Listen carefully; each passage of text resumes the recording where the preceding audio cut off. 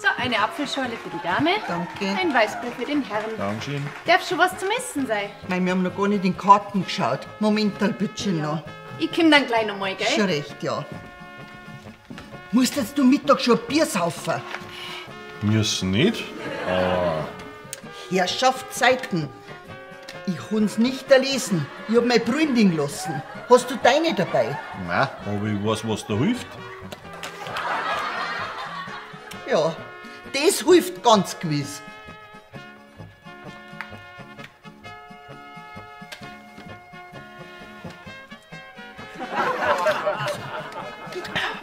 Jetzt tu mal her.